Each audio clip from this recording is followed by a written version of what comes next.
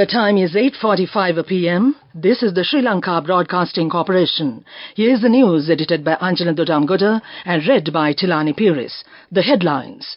The President indicates Sri Lanka's development-driven economic program to kick off. The Central Bank Governor says Colombo Port City vital for Sri Lanka's economic transformation. Sri Lanka's SDG progress outperforms global average amid economic challenges. Sri Lanka expects surge in Polish tourist arrivals during winter. The Meteorological Department revamps to tackle challenges. The Combined Maritime Forces welcomes Sri Lanka as a new member. And on international news, the U.S. gunman was a career professor who had applied for a job at the school. And on sports news, the new ICC T20 World Cup gets a brand new makeover. President Ranil Wickremesinghe, addressing the centenary celebration of the Government Valuation Department held at Solis Hotel in Pittakote, declared the initiation of a groundbreaking economic program yesterday. Set to kick off on 1st January 2024, this transformative initiative is designed to modernize various sectors and propel the nation towards progress. The President underscored the imperative nature of adopting new economic reforms, emphasizing that the nation cannot afford to persist with outdated systems. He highlighted that the hardships endured over the past years should not be passed down to the next generation, asserting that the only viable course of action is to embrace the proposed economic changes, urging collective participation. The Central Bank Governor Dr. Nandalal Veerasinghe said yesterday the Colombo Port City has great potential to facilitate the economic transformation Sri Lanka seeks. Dr. Veerasinghe told reporters that the Colombo Port City is likely to become a global commercial hub featuring local and international businesses. He expressed his confidence that the project will change the fate of the country. International accounting agencies have estimated that the port city will attract investments worth $15 billion. The governor also added that China has facilitated a number of infrastructure development in the South Asian country, paving the way for socio-economic development. Sri Lanka's perspective released by the Institute of Policy Studies of Sri Lanka says, despite the numerous setbacks suffered by Sri Lanka during the past few years, it was still making progress compared to the world average in achieving sustainable development goals, a report titled Public Investment for Closing the SDG Financing Gap. The report says Sri Lanka needs additional investment of around $1.4 trillion or 12 percentage points of GDP in 2030 to fulfill the SDGs. The author of the publication, Lakmini Fernando, said that prior to the pandemic, Sri Lanka recorded an above the world average rate for SDG progress on the SDG index. The world average at that period was 0.69 points, while Sri Lanka was progressing at 0.72 points yearly. This news broadcast comes to you from the Sri Lanka Broadcasting Corporation. The State Minister of Defence, Pramita Bandara Tennakon, told Parliament that the government has been modernising the Meteorological Department with funds from the World Bank. The State Minister said yesterday the government has started modernising the technology used by the Meteorological Department as it is about 25 years from the cutting edge. The government was in the process of recruiting an expert who understands the latest developments in meteorological technology. The State Minister Tennakon said that the monsoon winds transported polluted air into Sri Lanka and the weather in the country's capital Colombo was adverse in certain months of the year. The State Minister further noted the country needs to modernize its meteorological department to face all the challenges. Combined Maritime Forces welcome Sri Lanka as the 39th member of the world's largest maritime security partnership. The CMF commander, Vice Admiral Brad Cooper, said that they are excited to have Sri Lanka as part of the CMF. He further noted, we welcome Sri Lanka into a growing international naval coalition in the Middle East, which protects some of the world's most important waterways.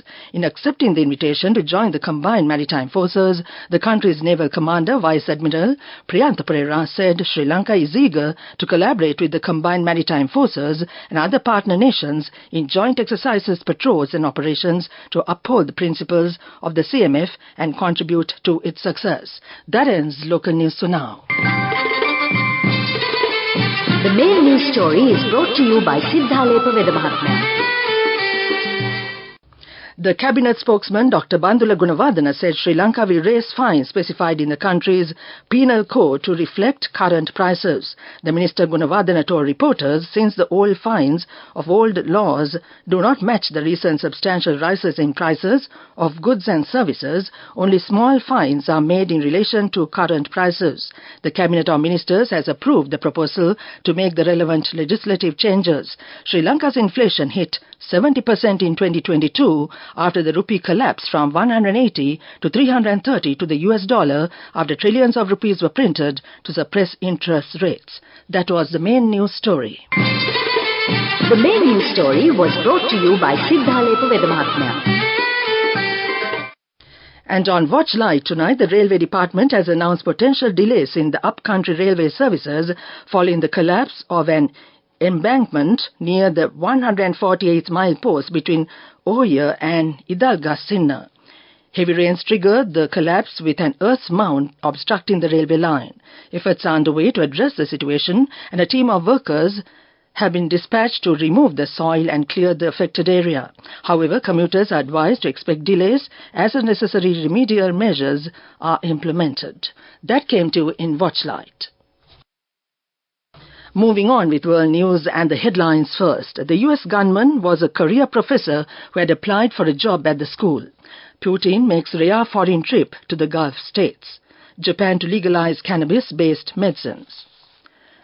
The shooter who killed 3 people Wednesday at the University of Nevada, Las Vegas, was a 67-year-old career college professor, a law enforcement source said, and investigators are looking into the possibility that he may have been passed over for a job at the university. The shooter, identified by law enforcement sources as Anthony Polito, died at the scene after a confrontation with the police outside of a university building, according to Las Vegas Metro Sheriff Kevin McMahill. The Russian President Vladimir Putin has made a rare trip abroad to the United Arab Emirates and Saudi Arabia. Expected discussion topics included the wars in Gaza and Ukraine as well as oil production with the UAE president. The UAE is currently hosting the COP28 UN Climate Summit. President Putin, who has barely left Russia since March when the International Criminal Court issued him an arrest warrant, will also see Iran's leader on Thursday in Moscow. Japan's parliament has made a groundbreaking decision to legalize medicines derived from cannabis, a move celebrated by patient groups. The South China Morning Post reported this change, approved in the upper house, allows for the use of cannabis-based medical products. The new laws, effective within a year, categorize cannabis as regulated narcotics. While this permits medical use, it also strengthens Japan's strict stance on cannabis. Patients seeking cannabis-based medicines, particularly those containing non-psychoactive CBD, have reason to celebrate. CBD is already used globally to treat conditions like severe epilepsy. Back to the world news headlines. The US gunman was a career professor who had applied for a job at the school. Putin makes rare foreign trip to the Gulf states. Japan to legalize cannabis-based medicines. That ends world news. Moving on with development news, the keel-laying ceremony of 4,000 T floating dock for the Sri Lanka Navy being built by Messrs. Goa Shipyard Limited was conducted yesterday. The ceremony was held at the Messrs. Dempo Shipbuilding and Engineering Private Limited, Goa. This landmark event was graced by His Excellency Gopal Bagle, High Commissioner of India in Sri Lanka, Vice Admiral UVMP Pereira, Commander of the Sri Lanka Navy, along with all Joint Monitoring Committee members of floating dock from both countries through virtual participation. The floating dock will fulfill all maintenance needs of the Sri Lanka Navy and thereby enhancing maritime security in the region. That ends development news. Sports news. The pinnacle of international T20 cricket just got a vibrant makeover with the unveiling of the new visual identity for the ICC T20 World Cup. This global cricket spectacle, renowned for its fast-paced action and electrifying moments, will now be represented by a dynamic brand identity that captures the sense of the game's relentless energy. The logo, a creative fusion of bat, ball and energy, symbolizes the core elements of international T20 cricket. The T20 lettering dynamically transforms into a swinging bat encapsulated with a dynamic ball. This visual representation underscores the pulsating drama inherent in every ball bowled and highlights how a single swing of the bat can alter the course of the game.